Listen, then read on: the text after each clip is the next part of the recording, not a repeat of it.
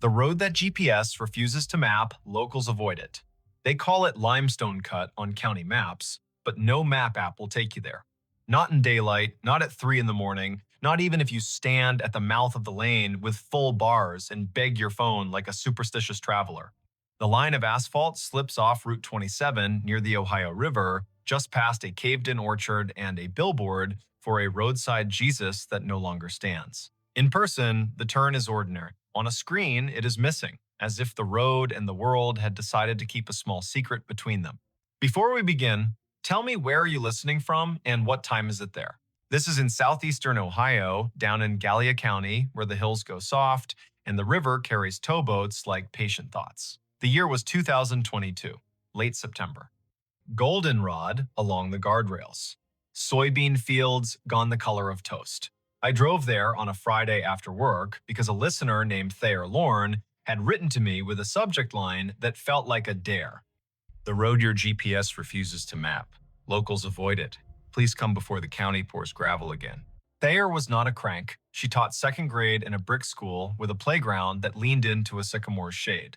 She coached a Lego league. She used the word prudent in a way that made you want to be. Her email listed dates and names the way people list ingredients. 2 wrecks in 2 years, 1 missing signage, 1 strange call to the sheriff's office just after midnight in late June. She did not say haunted, she said wrong.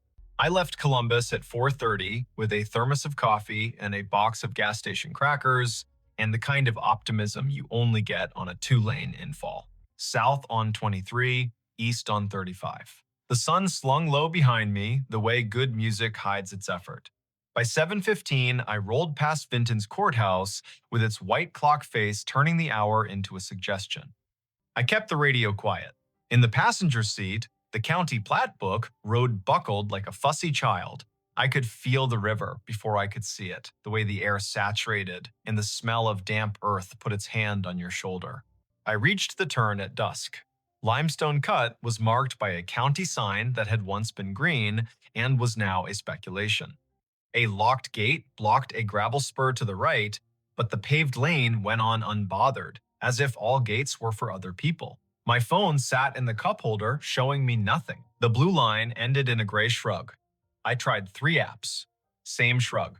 The plat book said the road existed, had always existed, and ran 2 miles east to a decommissioned ferry landing that had not seen a ferry since 1978. The app said, find another way. Thayer's warning lived in my pocket. Locals avoid it after dark. They say it runs warm. They say it has more turns than it used to. They say tires squeal on dry asphalt without your foot agreeing. The first 100 yards were ordinary. Willow and ash. An old fence stapled to posts that leaned like tired men at a bus stop. The air smelled faintly of limestone and wet leaves. Then the temperature did a small, undeniable thing. It rose. Not a gust, not a patch of sun through trees, a steady, even climb that lapped over my forearms and stayed. I glanced at the dash. Outside temp read 64, rising to 68, then 71. The date on the dash glowed September 23rd. The time said 7:47 and slipped to 7:50 without being asked. I lowered the window to let the river air in. The warm beat met the cool and negotiated a truce that left sweat at my hairline. A bend. Another. The road narrowed until it felt like a confession. The trees grew close enough to see where vines had taught them to bow.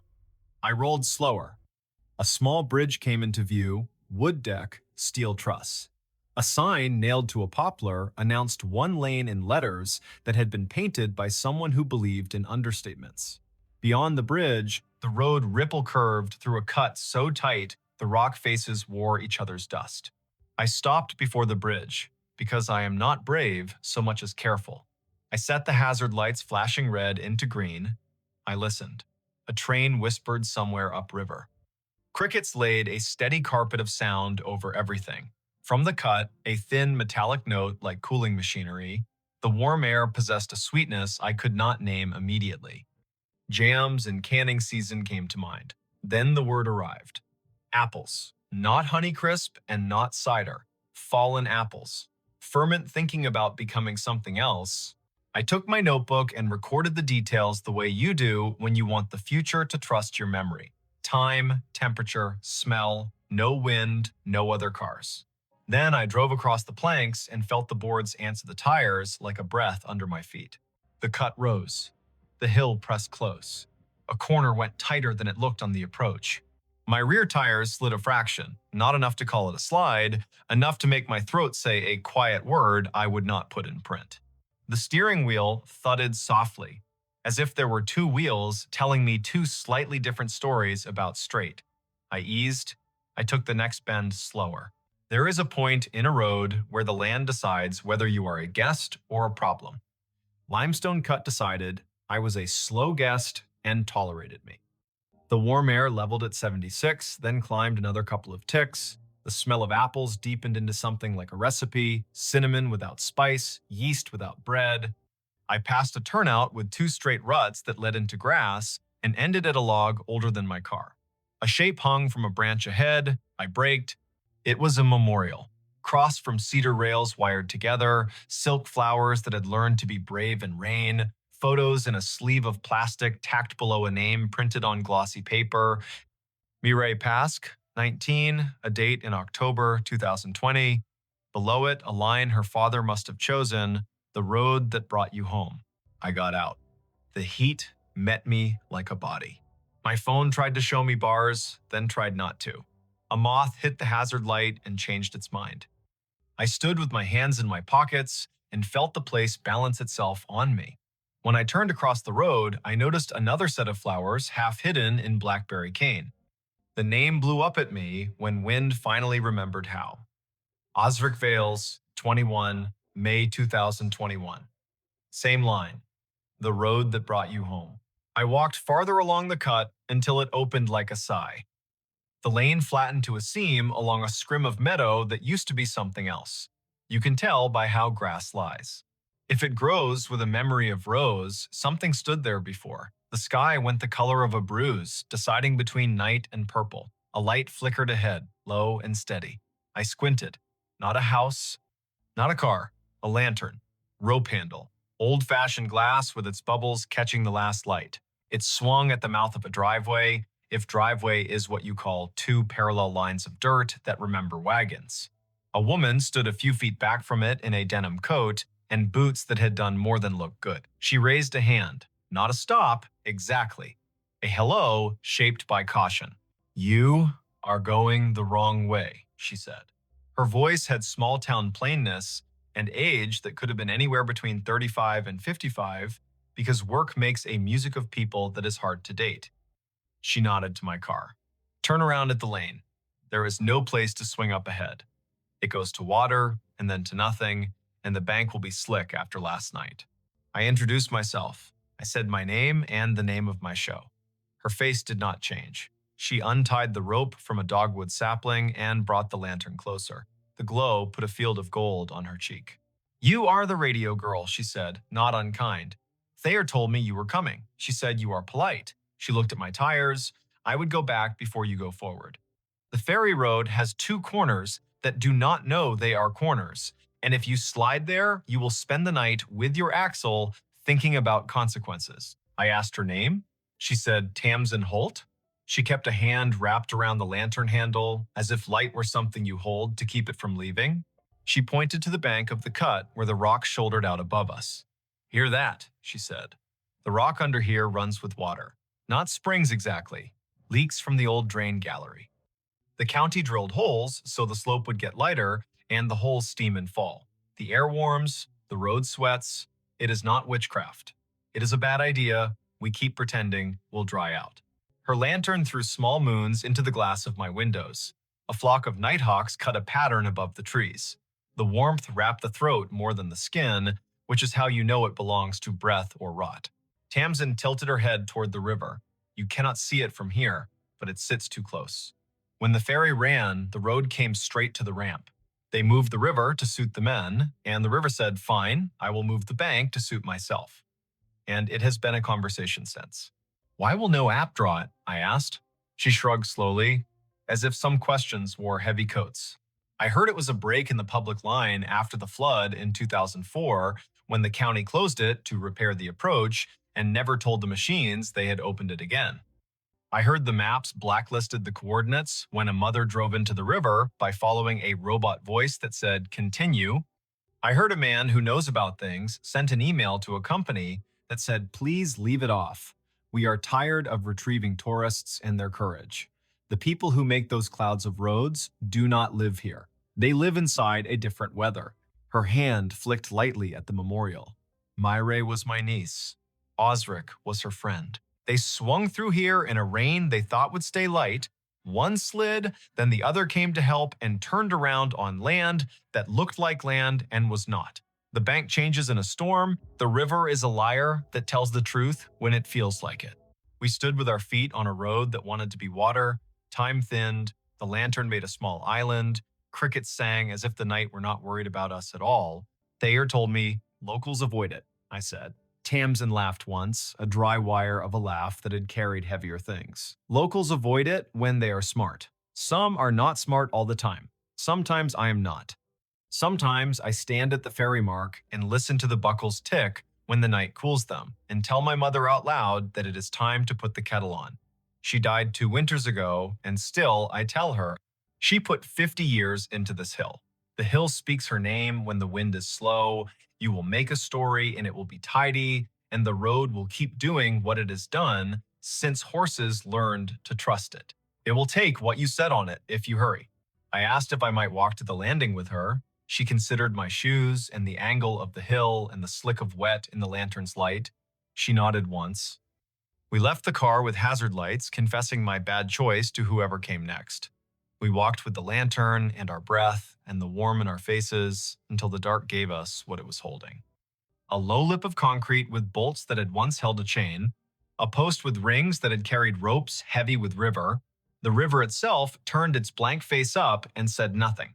Across the water, 3 lights ran tin-tin along a ridge. Behind us, the hill kept its gravity like a rule book. Tamsin set the lantern on the ramp and crouched. "See here." She pointed with a patience that came from knowing a place by its mischief. The asphalt meets the pour with no shelf. In summer, fine. In rain, gone. The silt builds a veneer. Your tire thinks it is road, your foot thinks it is time to turn, then you are signing a form you do not remember. She stood, the lantern painting the underside of her chin. You will want to say the road is cursed. It is not. It is low. There is a difference. Low places keep things. Heat, fog, news. People's stories when they cannot carry them anymore. This one keeps a kind of warmth that does not belong to weather. It comes from the hill and the old galleries drilled in 1952 when the county had money from a federal thing and men believed rock would behave. Rock behaves like a teenager with a kind heart. It tries until it does not. We walked back, not slow and not fast. The road felt different even in the short space between the landing and the cut. In the notebook of my body, I wrote a line I could not read until later. The turns here remember another set of hands on the wheel. I had the sense, foolish but insistent, that there are more curves than there used to be, and that the road will add one for anyone who comes distracted. At the car, Tamsin lifted the lantern again and said the thing I had not wanted to hear because it was the only thing that mattered. Do not publish the directions. If a person knows, they know, and they approach with respect. If they do not, their phone will talk them out of it and we will save work. Write about the heat. Write about the girls who keep silk flowers alive in rain. Write about how the river and the county have a conversation. In October, no one else gets to hear. But do not draw a map for the kind of curiosity that leaves us with Sunday morning calls. I promised her. I meant it. She nodded, then lifted the lantern to her face and blew gently so the flame leaned and stood again. Then she said the softer thing that made me like her. If you need to end your story, end it with a sentence that knows how to sit down. The road is still here without your sentence. I will walk it tomorrow with my sister and tell her about the way our mother scolded mud. That will be the end that matters. We said goodnight the way people say it when they know they will see each other in a grocery aisle soon enough. I turned the car in a careful crescent and returned over the bridge that knocked the tires politely 3 times. At the first straight stretch, I stopped and turned off the engine and the lights and sat in the dark, letting the warm air forget me. The smell of apples and limestone and old rain moved through the open window like a slow parade. Far off, a coyote made a cracked sound and then decided not to continue. I wrote in the notebook by the dash light. 8:54, 75 degrees, crickets, no wind, one moth, determined. On the way back to Route 27, a truck came around the curve with someone from here at the wheel. He lifted two fingers from the top of the wheel in that rural benediction, eyes steady. I answered in kind. We passed without incident. My phone found a signal and rushed to tell me things I did not need. I turned it face down. The river kept its counsel. I stayed at a motel with a door that opened to the parking lot and a shower that sprayed like a hose with a grudge. At 11, I lay on the bed and listened to the highway need the night. I dreamed a dream that did not need translation. I drove the road in June in a rain that put a lid on the world. I felt the turn that did not know it was a turn. I saw silk flowers underwater moving like they were alive. When I woke at 3, the room was hotter than it should have been. I set the thermostat down, it huffed, I opened the door, and the night came in like medicine. In the morning, I met Thayer at a diner with a pie display that could make you forget your name. She wore a sweater with elbows that had done more thinking than most elbows. She brought a paper yard sale sign with a hand-lettered arrow pointing left. She set it on the table next to the sugar caddy as if it were a relative. When the waitress poured coffee, Thayer said, "We used to put these at the turn because apps would not, and people would stop right there in the lane with the river in their trunk. The county asked us not to. Said it increased liability. Now we wave and we hope." "You saw Tamsin." "I did," I said. "She told me not to draw a map." "Good," Thayer said. Her mouth set around the word like a decision. I asked about the calls to the sheriff's office. She had copies. Public record after someone redacts the parts that hurt, one at 12:04 a.m. in late June. A voice breathing hard. "Can you send someone to the ferry road? I do not know if I am on a road." The operator asked for cross streets that did not exist. A second call at 12:12. Same number, a different voice. "We got her. We need a tow, not an ambulance. No injuries. No one drinks on a Thursday in this county, not like that." Thayer told me stories that were not mine to take without permission. The woman at the landing had taught Sunday school for a decade and could thread a needle in a moving truck. The boy in the BlackBerry cane had planned to enlist and then to come home. The ferry used to carry school buses and funeral processions, and once, in 1964, a parade float for the county queen when the bridge upriver closed for repairs. The operator had a name like a hymn, Dolan Pike. He took quarters with a smile and never wrote them down, and the county forgave him because he put back the difference out of his pocket at Christmas. At noon, I drove back once more because leaving is easier if you say the goodbye that feels like a choice. The day stood warm, even without the night's peculiar swell. The cut reflected a brightness that made the dashboard look cleaner than it was. I idled by the memorials, rolled down the window, and said the names out loud once each. Myray, Osric. The air did not change. The river kept the same tone of voice. A kingfisher strafed the bank and laughed meanly at an idea it did not respect. At the leveling in the trees, a county crew had set cones. 3 workers stood with a clipboard, a shovel, a rope to measure where the bank thought it should be. One of them wore his safety vest open, and the white undershirt said he had been at it since 7. He pointed at the asphalt and drew an invisible curve in the air, as if to show the piece of road how to round itself properly. Another squatted and peeled brittle weeds from a crack like string cheese. The third looked up when I slowed. He lifted a hand, the rural benediction again. I could not tell if he was welcoming me or telling me to go around. I went around. I kept the tires on the places that saw tires last time. You want a reason a road does not show up on a phone? Choose one.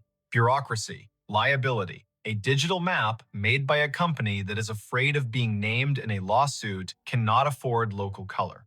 A dataset that drops a line because a county closes a gate for a week, a volunteer editor who got spooked, or the oldest reason, Because the people who live there asked, and the people who make maps sometimes listen. Here is the part you can keep if you are the kind of person who needs a rule. If locals avoid a road, do not decide you are immune to their reasons because you are careful. Be careful at the places where land forgets itself. Warm air on a cool night means a stone or a story is breathing, and you should give it room. If a turn looks straighter than it is, it belongs to water or to someone else's memory. If you smell apples on limestone in September where no orchard stands, that is the hill reminding you this was a farm before your car was an idea. I drove away before dark because I had promised.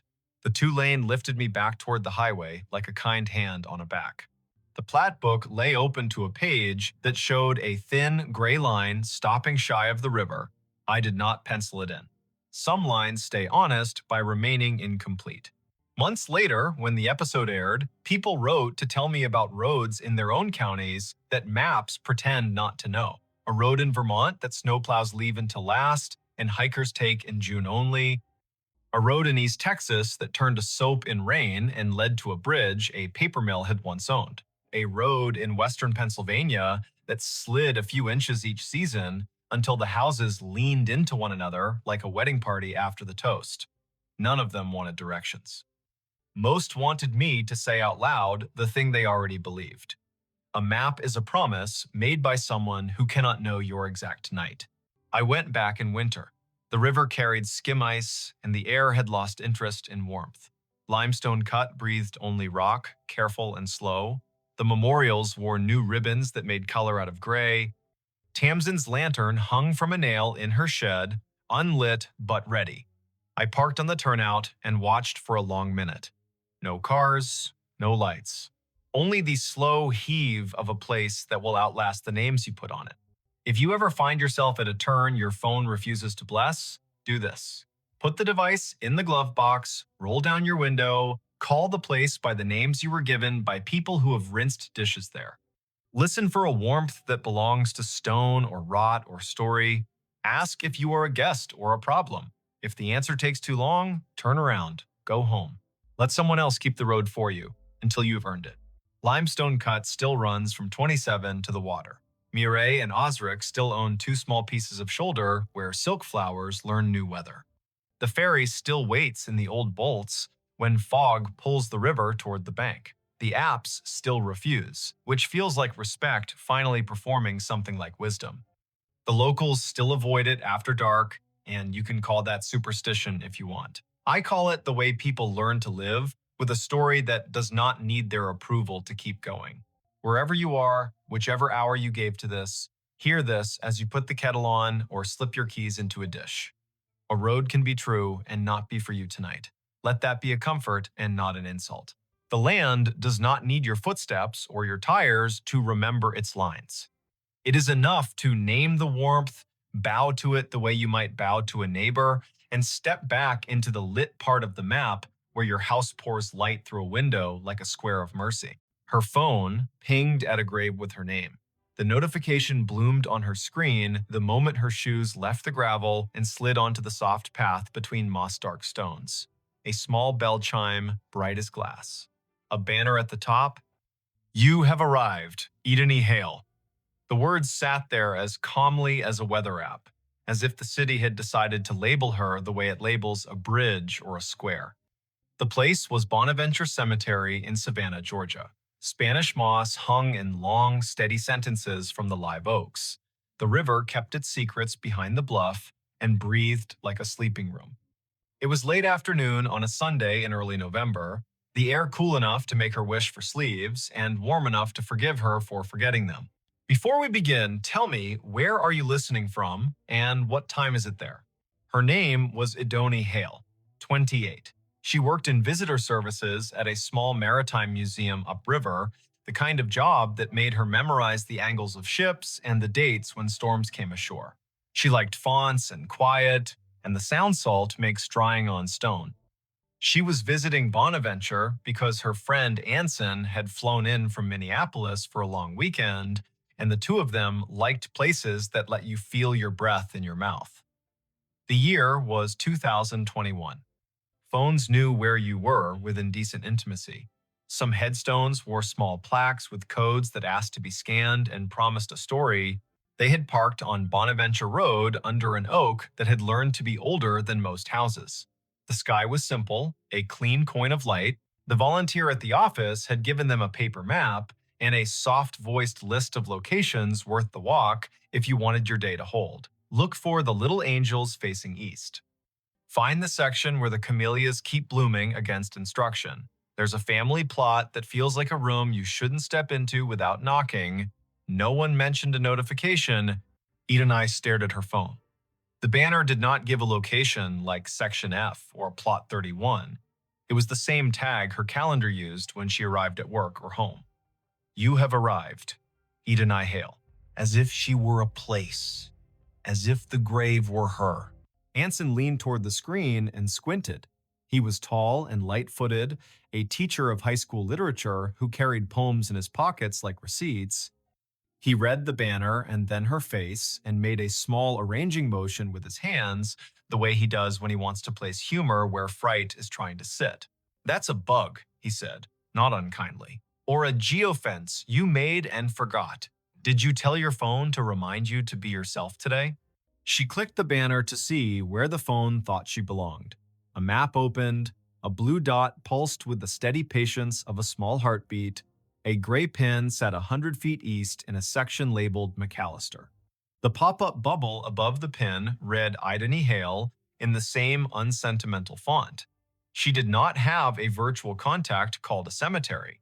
She had not created a reminder to arrive at her own name. The phone had decided the path curled between stones with dates that made you speak them out loud, because numbers are easier to hold when they come through the mouth. 1873, 1920, 2009.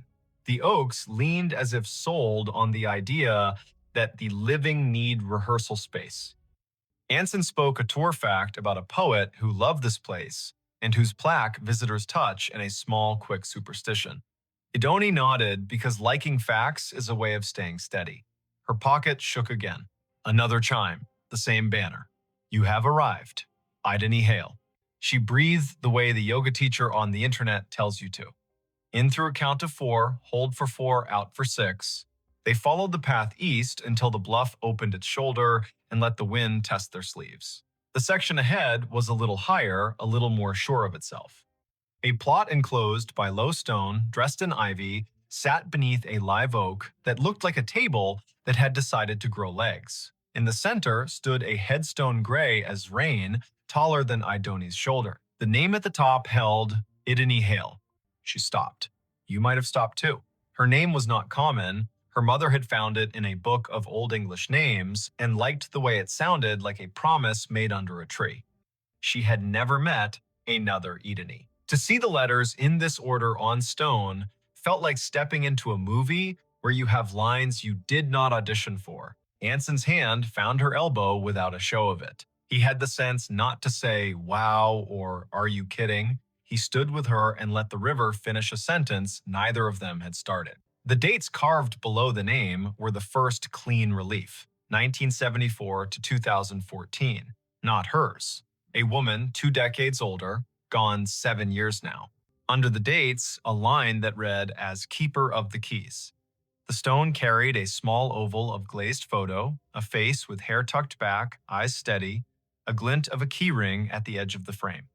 The oval was rubbed to a shine from fingers, the way love polishes small things while refusing to say it is love. On the right-hand corner of the stone, someone had bolted one of the new plaques with its little square of patterns. Scan to learn more. People who love story cannot resist a square that holds one. Idany lifted her phone and let the camera see. A link opened without asking for anything. A page built by a memorial service company bloomed. At the top, the name again. Below, a small biography. A life lived with habits, upright and kind. A childhood in Chatham County, a long run as cemetery sexton.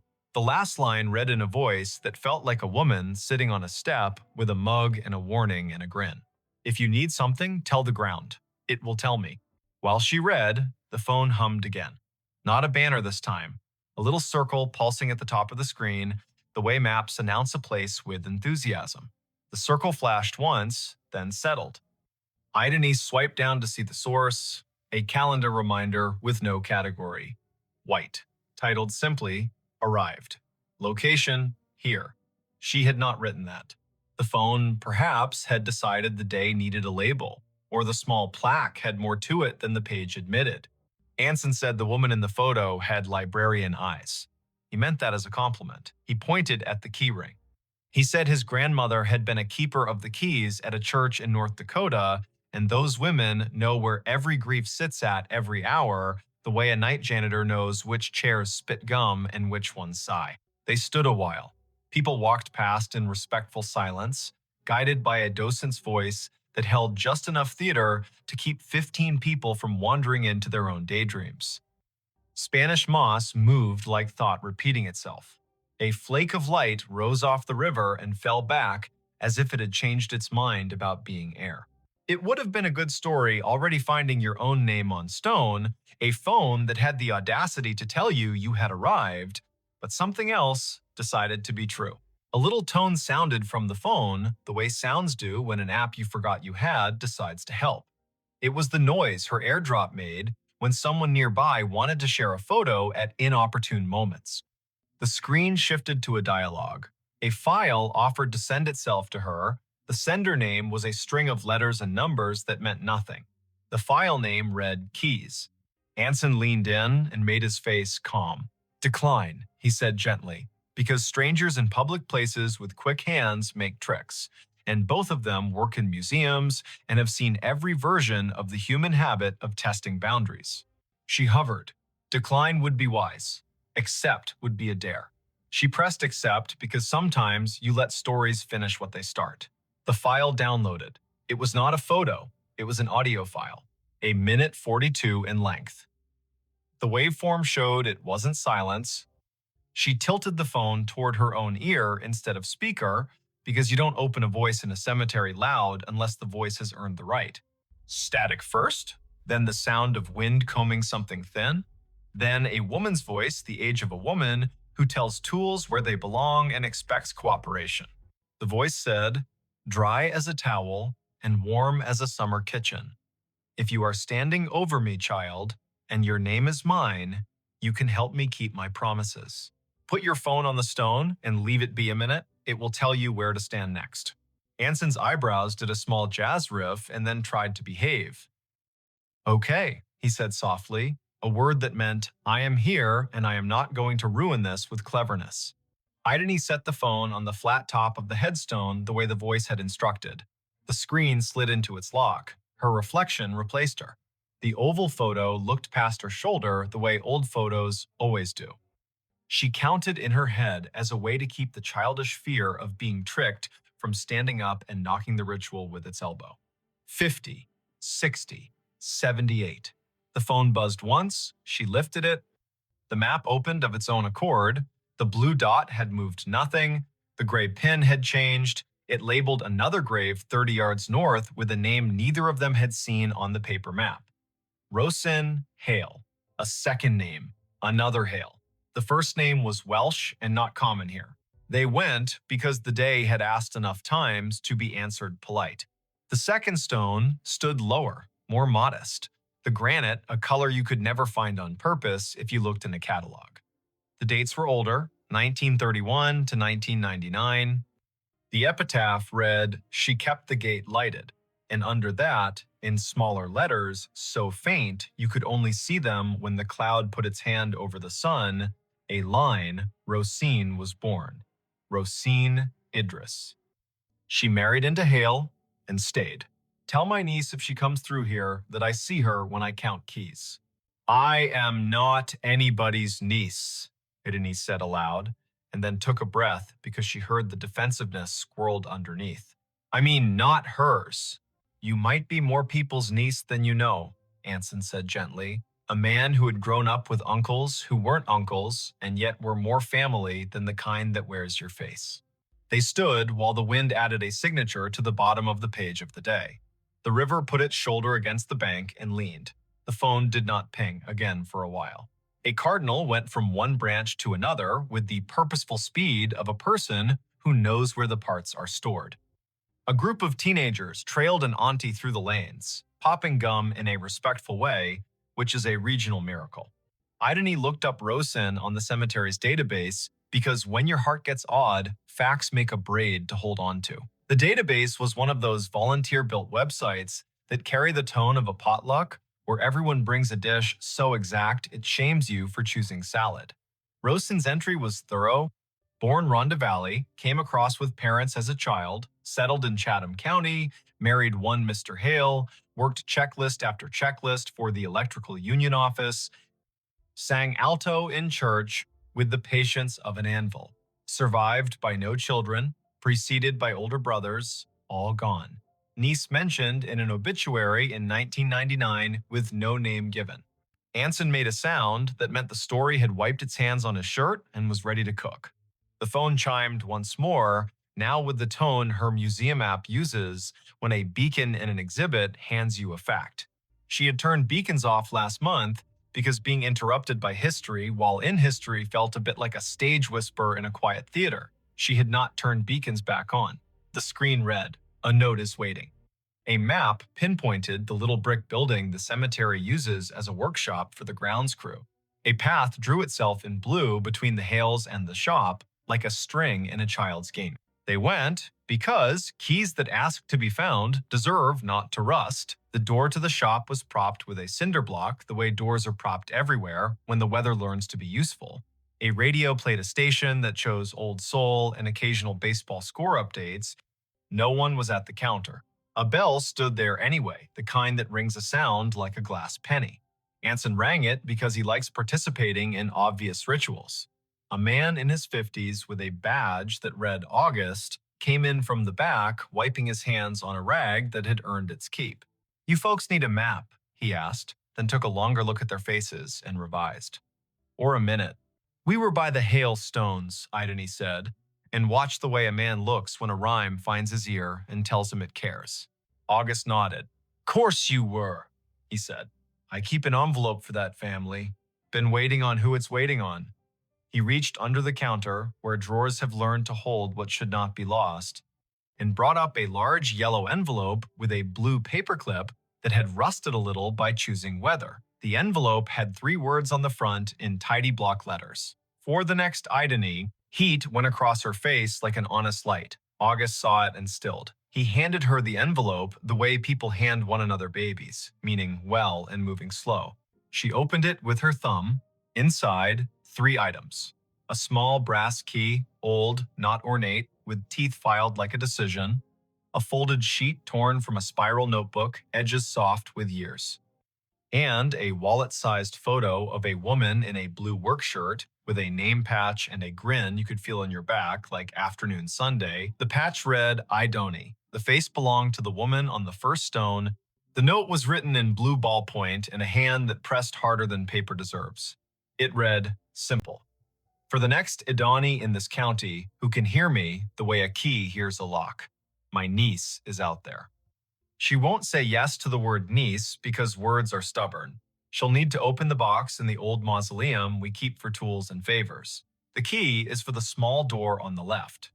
Lift on the latch while you turn. The box has what belongs to her and me and her grandmother. If she is standing at my stone with a phone, she will know that I know. Don't bring a crowd.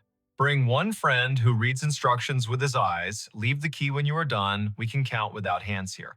I'm not someone's niece," she said again, and heard how the sentence grew less certain with practice. Her mother's family tree began and ended in a different state.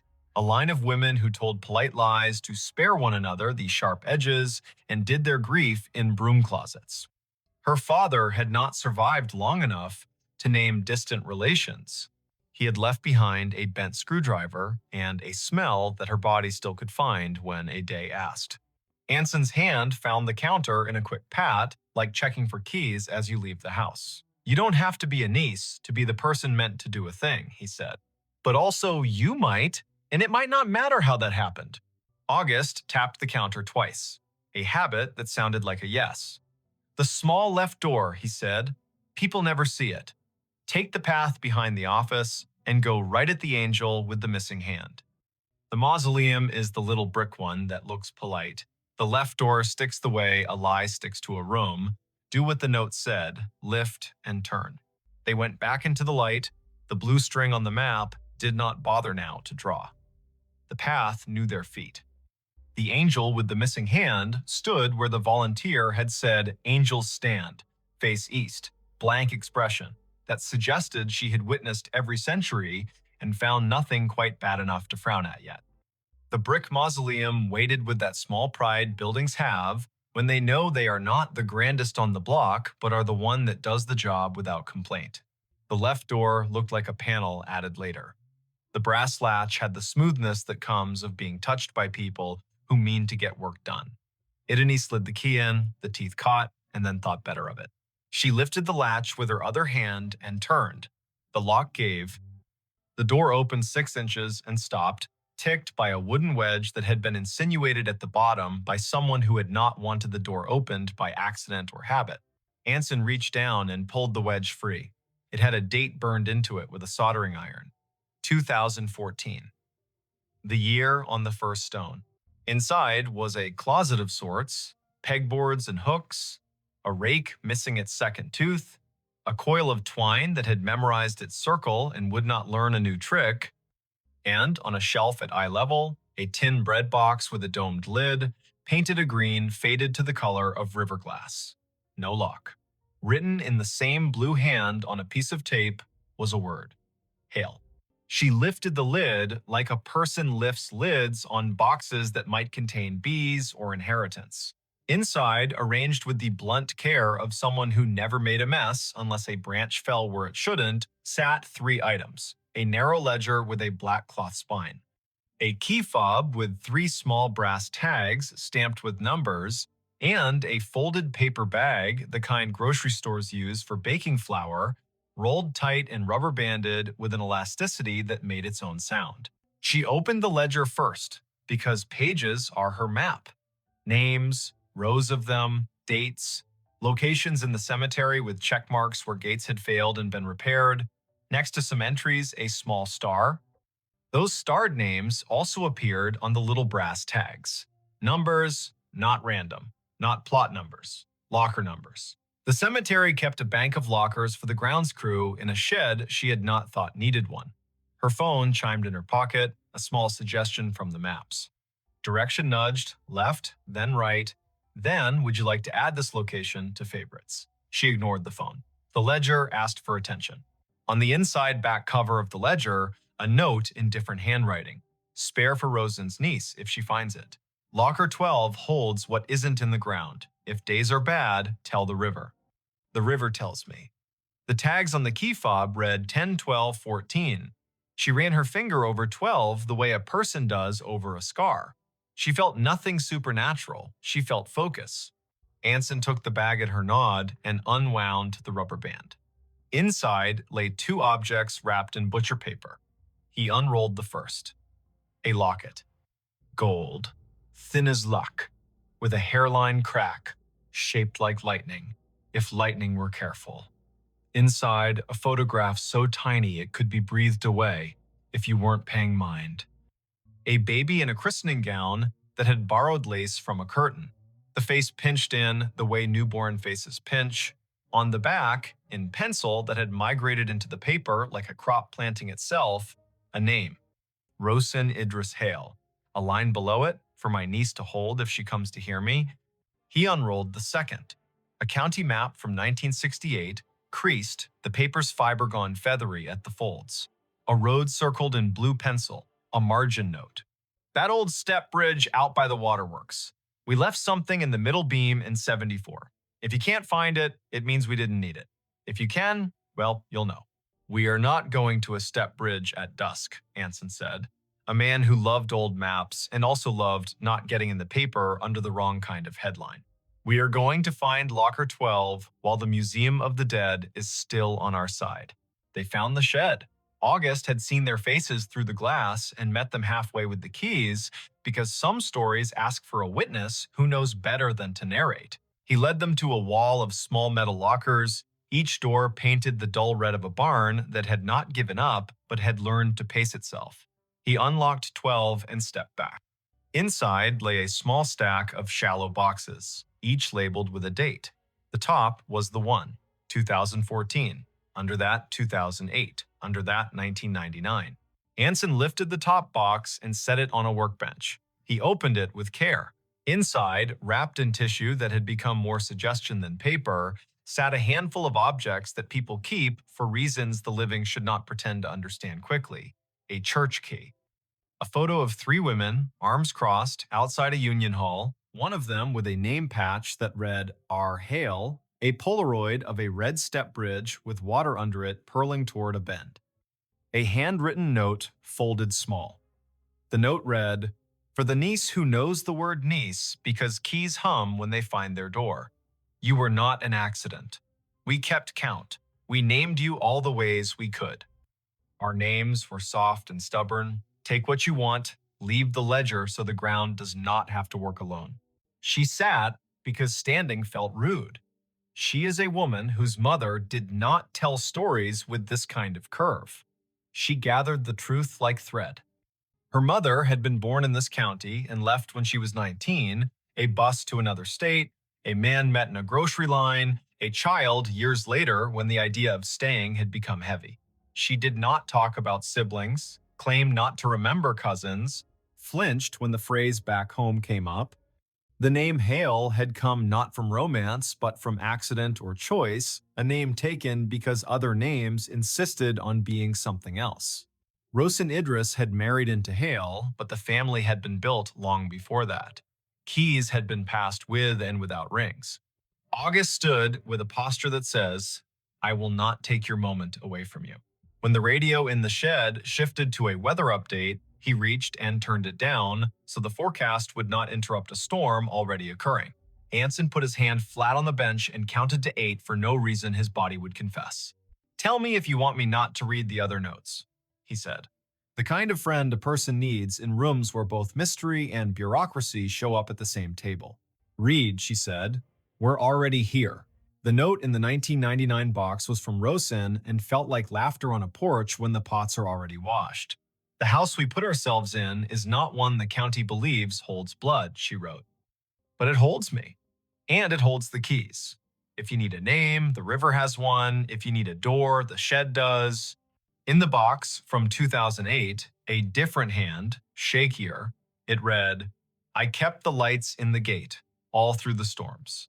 I think sometimes we are simply the people who keep lights. If you are mine, you will know when to turn one on." In the box from 2014 was a letter from the sexton whose face smiled off the oval on the stone. She wrote like a woman who had lived by the kind of lists that get family through winter. "I have no children of my own except the Gates," she wrote, "but I have a niece whether the paper says it or not. I kept her not by being in the room, but by owning my stubbornness. If she stands over me with a phone and hears me, she will take what she needs and leave what she should, and I will go on counting with my hands in dirt like I like to do." They left the boxes as they'd found them, shifted nothing but air. August closed the locker with a satisfaction that felt like lining up the edges on a stack of bills and smoothing them down. He did not ask for anyone's story. He had one of his own, built of this place, and the line of names he keeps with the quiet grace of a man who waters plants. By the time they stepped back into the paths, the light had hunched into evening. The river sounded less like sheet music and more like a phrase repeating. The map on her phone had stopped suggesting anything and gone back to pretending it was an obedient device. The air smelled like river, camellia, and a penny someone had worried in a good pocket for a decade. Anson asked if she wanted to go to the step bridge. She said no, in a voice that held both sorrow and a plan. Tomorrow, in daylight, when names sit on surfaces more politely. He agreed because this is what friendship is, a committee about timing. That night, she sat at her kitchen table with the ledger borrowed under August's nod and the locket under her thumb. She called her mother. The call rolled twice, and then the voice she knew and loved and sometimes resented filled the line with wind and caution. They made small talk for 30 seconds, and then they moved somewhere they had not walked together. "Ma," she said, "who was Rosen? Who was Idony before me?" Silence, sincere. A kettle somewhere in the house. the refrigerator willing itself to be steady. Finally, her mother sighed, and the sigh sounded like a drawer allowed to close after being held open too many years. My aunt, she said, not by blood, by the kind of line people draw when the law does not help. She and the other one, the sexton, kept me safe when I was little and didn't know that my father wasn't safe to be around. They ran the lights in the cemetery and in the loose latch doors and told me when to lock things and when to open them. They were more my aunts than any of the few relatives that share me. When I left everything. I thought that was how you survive. I have not told you the parts you asked me about because I thought you'd want something tidier than I had, and because I am silly enough to think if I did not say the names, the ache would go to sleep. She told a story of a girl who sat on a stoop counting keys while two women kept a town's small doors in working order, literal and figurative. She told how those women had taught her to move through rooms with respect and to leave envelopes where they'd be needed. She did not speak tenderly about the man who invented the silence she had carried. She spoke tenderly about the other men, the ones who changed locks without asking why, and taught a child where the ladders were kept for days when rain insisted. I should have told you, her mother said finally, soft with the fatigue of a woman who has not confessed a simple truth for a long time. You have two names, the one I gave you and the one the other women left for you to find when you were ready. You belong to both. You belong to yourself most. They went to the step bridge the next day. It was out by the old waterworks, just as the margin note had said. The county had let Weeds try to become the principal of the place, and the Weeds had accepted the assignment with poor posture and pride. The bridge stood, red paint scabbed into beauty, water under it moving with the impatient streams have when the river bullies them with schedule. In the middle beam, behind a square of metal the size of a book, a hollowed space. Inside, wrapped in waxed paper, a ring of keys on a chain that had learned 3 hands. Each key had a number, 10, 12, 14. The fob matched the tags in the box. Beside the keys lay a square of paper with a tiny handprint in paint the color of that old camellia behind the office. A child had been here once. She had pressed her hand down. Someone had saved it for a woman who would put her hand down later and understand they did not take the keys. She set her palm over the handprint. The sizes did not match. The feeling did. She closed the plate. She and Anson walked back to the car with the sun finding their shoulders and the hum of insects writing their own accurate dissertations on persistence. Back at the cemetery, she returned the ledger. August nodded like a man at the end of a good piece of work. She walked to the first stone and put 2 fingers on the glazed oval where the sexton's face had learned to look past tourists to the river. She did not speak. She let the ground and the river carry whatever needed moving. Her phone did not ping again there. It would ping months later, once in a grocery store aisle in a different city, when an older woman in a union jacket looked at her and tilted her head in a way that meant keys are a language. It would ping once again when she held the hand of a friend through a night much too long and heard as clearly as weather a voice say, lift and turn. It would ping at odd hours for the next several years when doors asked to be locked or opened with care. Sometimes it would be an app acting like a person. Sometimes it would be a person acting like a map. Sometimes it would be a name arriving in a room with good manners and old roots. If you want the tidy ending, it is this. She wrote to the memorial company to ask who had access to the airdrop at the stone. No one answered in a way that satisfied anyone who cares about permissions. She kept the photo of the sexton in her wallet behind the museum badge and found that having a face like that near your ID keeps you from forgetting where the door to the stairwell is in a fire. She learned to count gates with her hands, the way women in that county had since the first lock learned the first habit. She took pies to August's workbench and listened to his stories. She phoned her mother on Sundays and let the conversation go long enough to find the sentence that mattered each week. She carried with her the sentence from the oval's page. If you need something, tell the ground. It will tell me. If you want the less tidy truth, it is this. Sometimes your life is a geofence you didn't set. Sometimes you arrive at your own name carved in stone, and the stone says, welcome. Sometimes you are the niece of women who bent keys into new jobs and called that bending prayer. Sometimes your phone pings at a grave, and the ping is only a device doing what it was taught. And sometimes it is a noise a river makes when it is trying to talk through everyone's machines at once. If this happens to you, if you walk under trees that have learned the art of holding up clouds, and a little bell sounds in your pocket, and your name appears as a place, don't panic. Stand where you are. Read the dates out loud so the year will stop pretending it is only a number. Touch the stone with 2 fingers, not more. Listen for the voice that sounds like someone who knows where the ladders are kept. If a key is offered, lift and turn. If a door sticks, lift and turn. If a person asks for a niece, say the word niece like a new tool you know how to use. And when you leave, take the long path that wanders near the bluff. The river will be there keeping count. The oaks will be there practicing their patient grammar. Your phone will settle back into behaving. The ground will remember you, not because you are special, but because that is what ground does for people who treat it like a partner. Somewhere behind you, a bell on a worker's desk will ring, and a man named August will nod to no one and say out loud into an empty shed, "She arrived." Then he will sweep the floor in slow, exact strokes as if he were writing the names in dust and erasing them on purpose so the day could begin again and mean it. The hotel room that prints receipts at 17 amperes. M. The first night, the receipt printer woke her. It coughed once in the dark, warmed its little brass roller, and began to spit out a strip of thermal paper that glowed faintly like a cigarette behind cupped hands. The room clock said 2:17 in pale blue digits. Vesper Klein lay very still in bed 5B at the Scissortail Hotel, a brick-walled midtown remnant on North Boston Avenue in Tulsa, Oklahoma, and listened to the tiny buzz and chirp as the machine printed, paused, and printed again, as if it were resuming a conversation it had been having without her for years. Before we begin, tell me where are you listening from and what time is it there? She had checked in late after a client dinner that went long on promises and light on dessert. The year was 2019, early November. The air outside clean after a narrow band of rain slid through, and the sidewalks shone like varnished stage floors.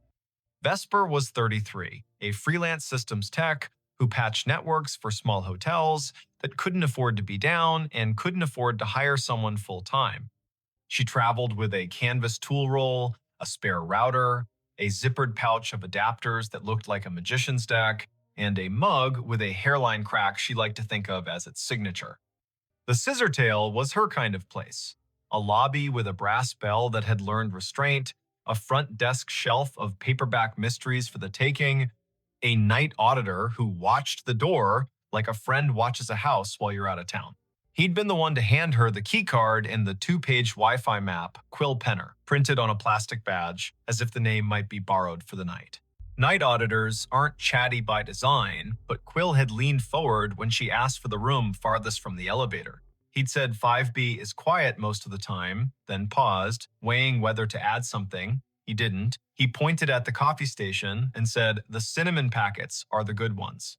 The printer sat on the desk under the window, small and stubborn, the kind of ticket machine you see in diners and old theaters.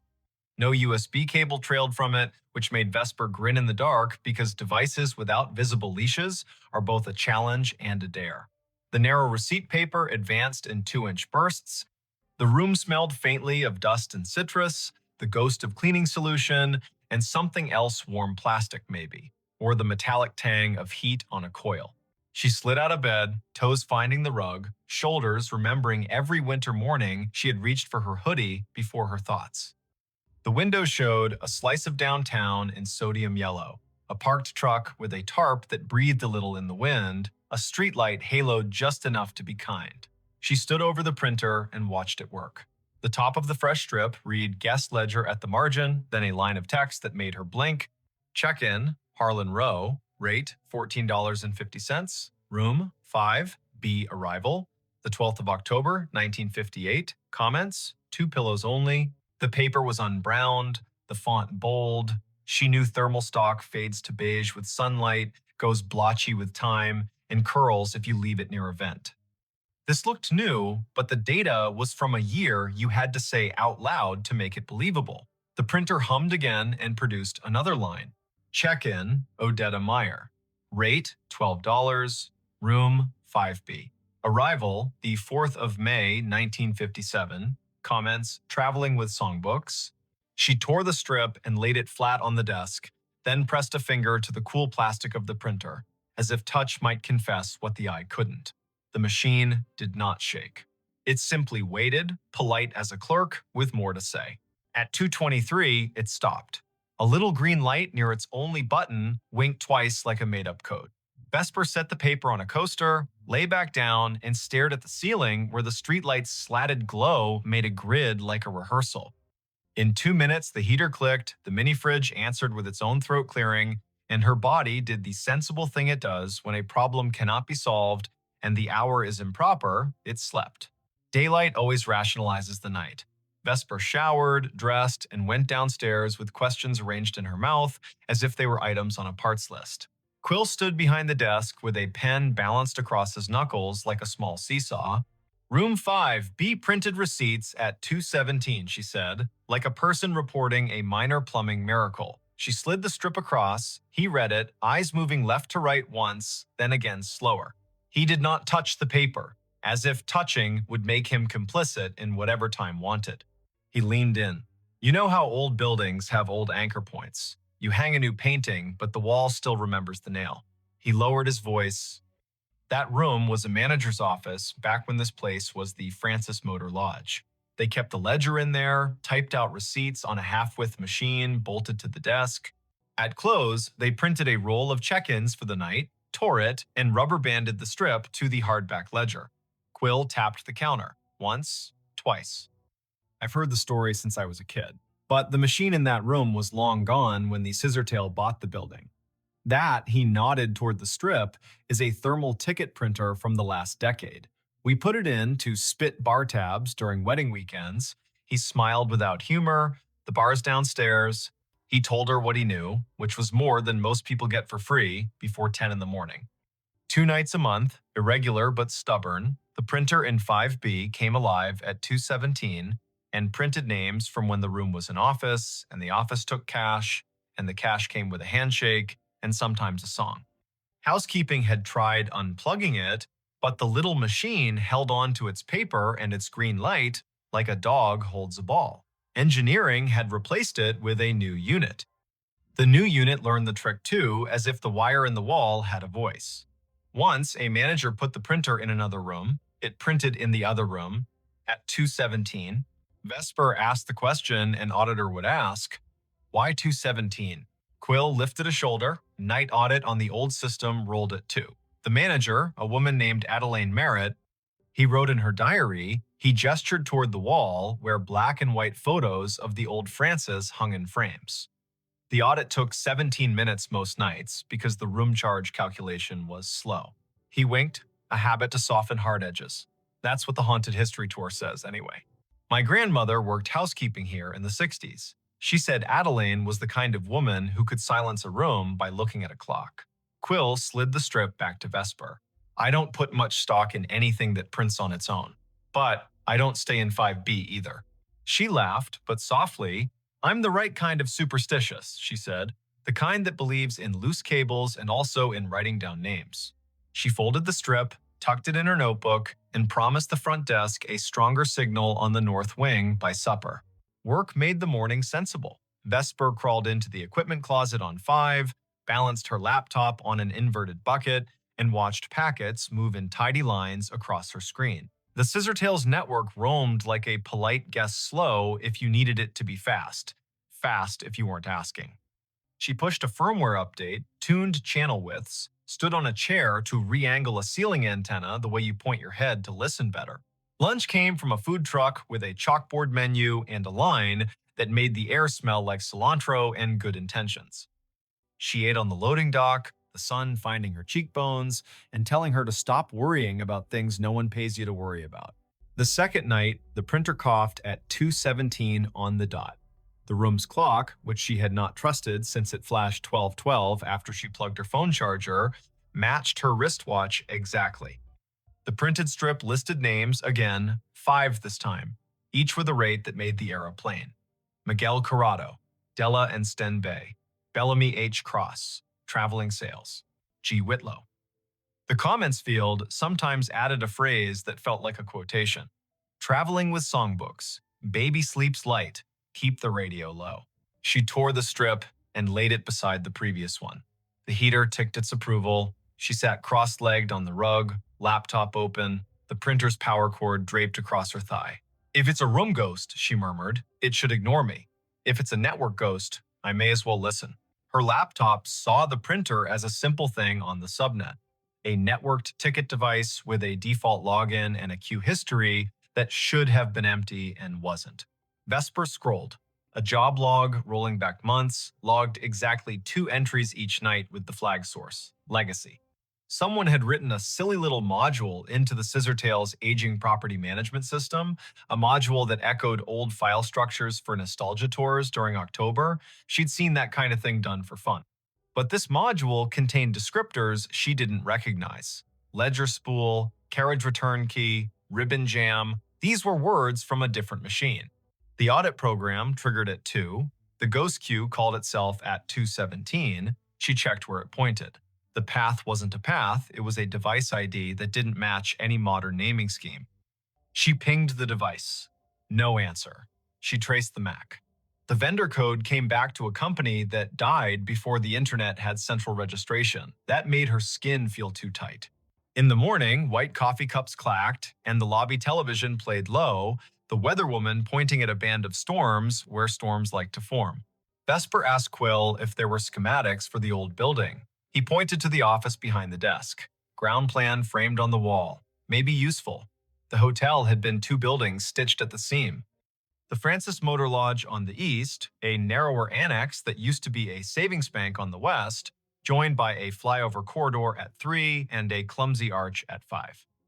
Room 5B sat where the old bank manager's office once had been, according to a penciled note at the edge of the plan. There, a scrawl, printer niche, in lighter pencil, spare line to basement. Quill warmed to the problem the way night auditors do when daylight invites them to be citizens. He called maintenance. A man named Orson arrived in a polo with his name stitched in blue and a toolbox that had its own opinions.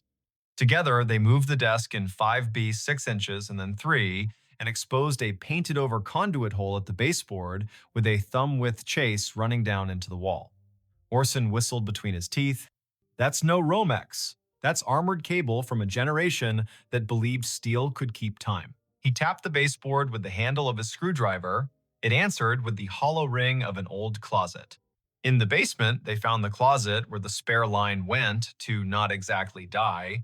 The air was colder down there, humid the way the past is humid. A metal cabinet stood against the wall, padlocked, a gray panel humming like a neighbor practicing scales.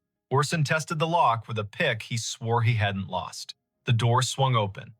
Inside, another little printer sat, twin to the one upstairs, its power indicator dark, its paper roll neat as a submitted term paper.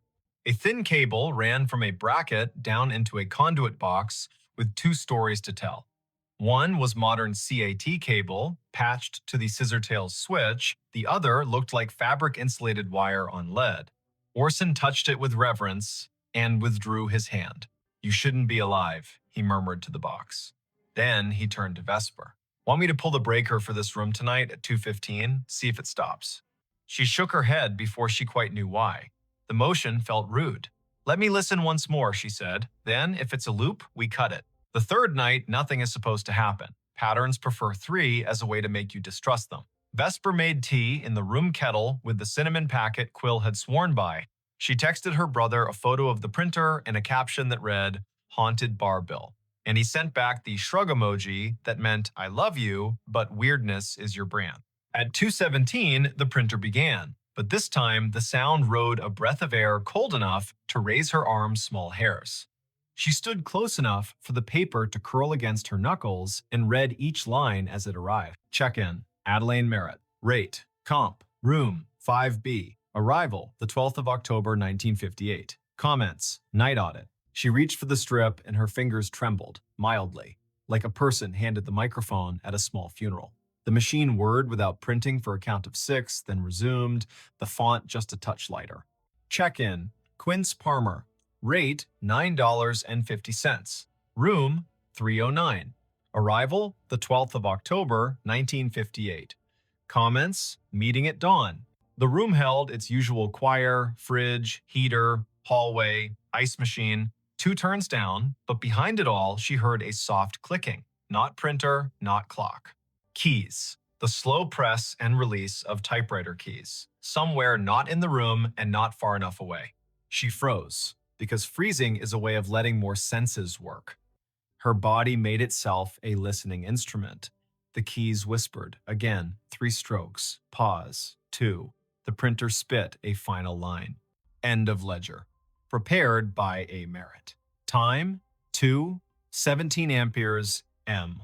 Vesper did what the body asks. She sat on the bed with the strip in her lap and waited for her breath to level. It did. The heater ticked, the fridge purred, the typewriter stopped pretending, the sound folded itself up and slid under the door. She slept because being a person who works with systems means you've learned to stack your fear on a shelf when there's nothing urgent to do with it. Morning turned the printer into a device again. She took the strip down to the desk. Quill stared at the word comp and the name he had heard his grandmother say on summer porches when the heat wanted out of the day. He asked to borrow the strip to show his manager, a woman with the fast walk gait of someone who plans 2 days all the time. The manager's name was Letha Croft, and she looked at the strip like a problem that could be solved with a memo. She was polite and firm. "We have tours on Fridays for the people who want goosebumps," she said. "We prefer to keep the goosebumps from rewriting our Google reviews." Vesper smiled, a tight little smile that said, "I won't post, I don't do that work, I just want to know what the wire knows." Letha sighed. The Scissortail was a college internship that never ended for her. The building was her thesis. She pointed at the framed photo behind the desk. Adelaine Merritt, hair pinned like a decision, stood at a wooden desk the size of a Buick, hand on a ledger book, face turned to a camera that had learned to respect her. The caption read, "Francis Motor Lodge, C1959, Night Manager." Letha lowered her voice. Family lore says Adelaine died at her desk in 2003 after the building had been empty 6 years because she refused to move a box when the bank wanted it. The family had the key to the back door from the old days. She snuck in sometimes to straighten things that did not require her. A neighbor saw her light. By the time anyone checked, the coffee had gone cold and she'd written the date on a yellow legal pad with a line under it, like an anchor. I don't know if the story is true. I do know names have a way of using rooms until you say them out loud and then they rest. That afternoon, Vesper sat on the floor of 5B with her laptop and a coil of patience. She sniffed the packets between server and printer and saw the little ghost job present a string of bytes at 2 minutes past 2, announce itself as ready at 2:16, and request the queue at 2:17 with a line that included a date spelled in words, not numbers. October 12. She set a capture to record it tonight. She did not know what she would do with the proof, but the act of capturing felt like putting a box around a wild thing without requesting its death. The 4th night, she did not sleep. At 2:16, the room gathered itself. At 2:17, the printer began. The first name landed like a quiet gavel, Harlan Rowe. Again, as if the ledger wanted to list the set that belonged with the date, as if the building had a playlist for that night and needed it to end correctly. The second name, Odetta Meyer. The third, Quince Palmer. The machine word, then it printed a line that wasn't a line she understood. Checkout, A. Merritt. Time, 2, 17 amperes. M. Balance, $0. Drawer, locked. The room changed temperature by a needle's width. The way a body registers changes a thermostat does not. The typewriter sound returned, louder, as if the keys had moved closer, as if someone had rolled the desk chair to the doorway. Vesper stood. The bathroom light made a rectangle on the carpet. She turned it off and let the room be only the room. In the dark, a kind of courtesy arrived. She spoke to the space like a person speaks to a skittish animal. "I hear you," she said softly. "I see what you print. If you're finishing something, finish. If you need a witness, I'm here. The keys worked once, gently. The printer fed a final inch and stopped. The heater clicked off as if called on. The fridge made a small, delighted sound, the way fridges do when they extract a victory from physics. Vesper lay down slowly, like a person trying not to wake a toddler, and watched the window make a square on the wall. She did not sleep much. She did not feel punished by that. On Friday, Quill called his grandmother. She came in with a smile that wore 80 years as if they were a favorite cardigan. Her name was Thalia Penner. She had hands that did hair buns right the first time and eyes that counted change without looking. She stood in 5B and curtsied to the air, lightly, like a joke only the past finds funny. She pointed at the baseboard where the printer niche had been long before this printer knew it was one. And she told a story the way people in the middle of the country tell them, in straight lines, with pauses for the parts that don't quite behave. Back when the Francis was a stop on the oilfield run, she said, Adelaine kept books for men who couldn't read receipts and kept rooms for women who didn't need to be asked why they traveled alone. She printed the audit every night, tore the strip, tucked it under the ledger ribbon, and locked the drawer. Her niece said she was proud of how long she could do the math in her headroom tax, city tax, discount for the flood man whose boots never dried. When the hotel closed in 1997, Adelaine kept a key. In 2003, she came in one last time to make the numbers even. She wrote the date, she drew a line. She put her hand to her chest like she was looking for a pen and fell as neat as folding a shirt.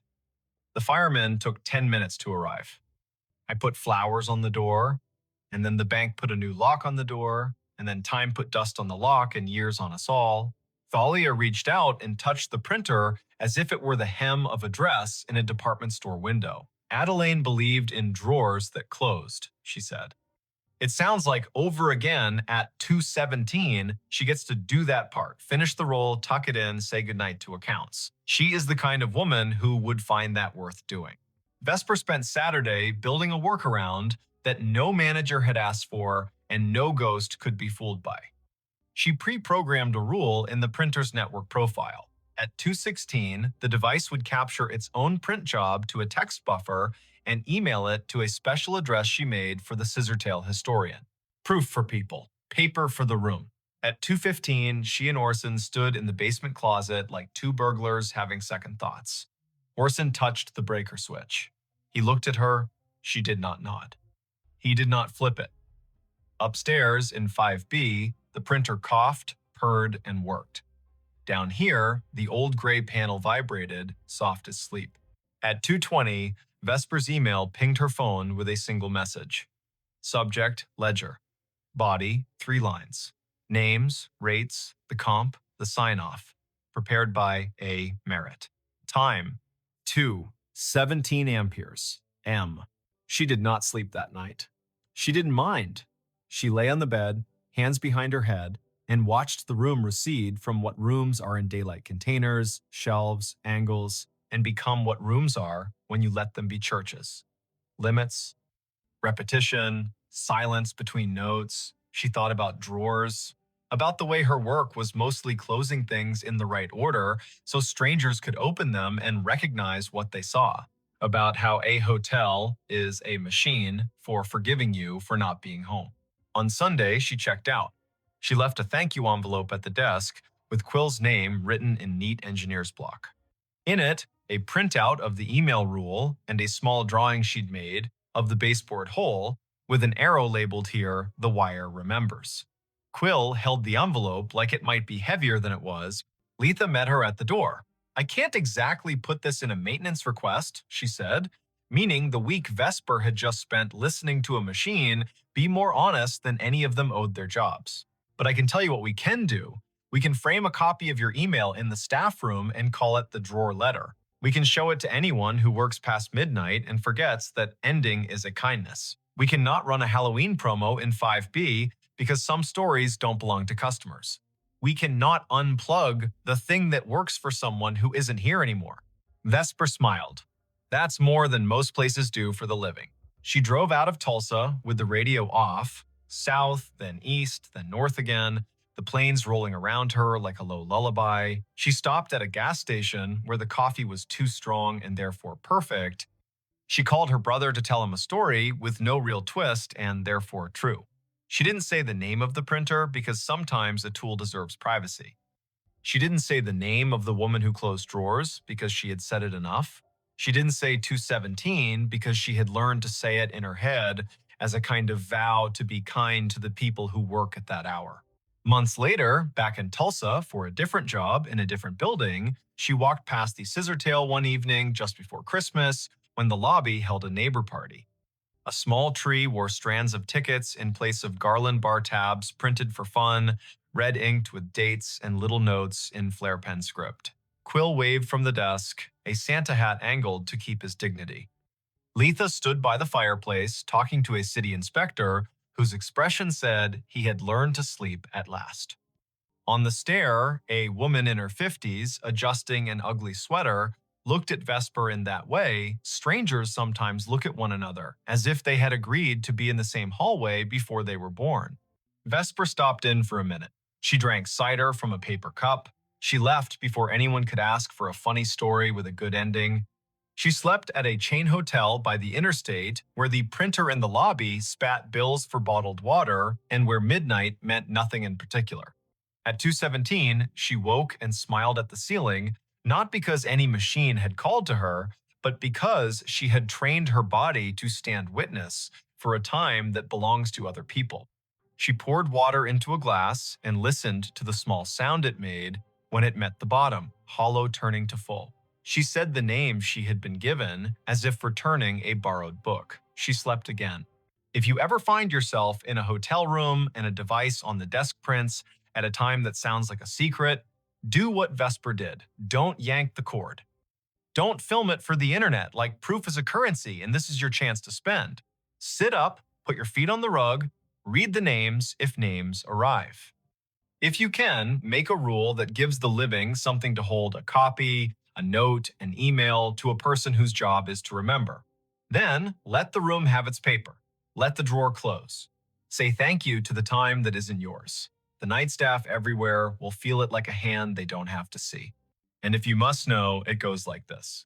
The little green light winks, the paper unfurls. The names Harlan, Odetta, Quince, Adelaine roll by, small and austere and whole. The room changes by a breath, the heater stands down, the fridge on duty hums, the typewriter in the wall or the idea of a typewriter slides one last carriage to the right and returns. The drawer locks. The ledger for that one night balances again. You will not have been asked to fix anything. You will not have been asked to believe. You will have been asked to witness. A job that counts. When dawn smears light along the window, when the city yawns and rolls, when the night auditor hands the keys back to daytime and goes home to sleep in a room with a plant that knows their voice, you will have been part of the smooth that makes this complicated world possible. Somewhere, a printer coughs once more, polite as always, and waits another 24 hours to do what it knows on the dot without apology. If, later, someone asks why a small hotel on North Boston Avenue keeps a finicky old ticket machine in a room that could rent for $2 more without it, you can say this. Not every device has to justify itself in money. Sometimes a machine is a ritual. Sometimes a ritual is a receipt that proves someone was here and did their work and went to sleep. And sometimes, at 2:17 in the morning, a woman who once locked a drawer she loved gets to do it again, which is as reasonable a reason as any you'll hear for anything that persists in this country, shaped by roads, rooms, ledgers, and the soft insistence of people who finish what they start.